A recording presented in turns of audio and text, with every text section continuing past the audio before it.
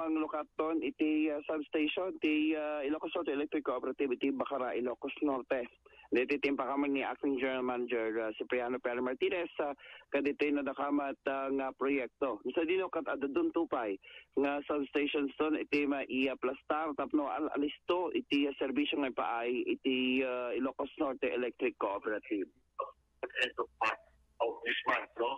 Actually, gawa na siya before the end of this month, no?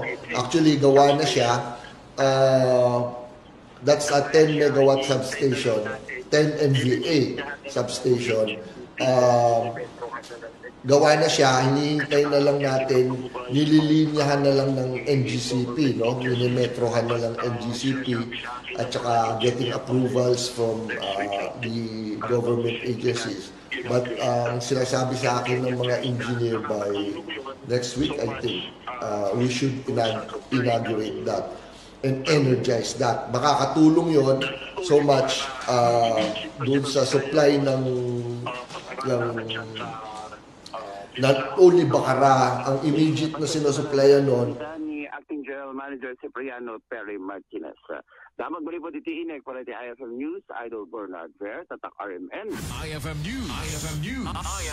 IFM News. Lokal.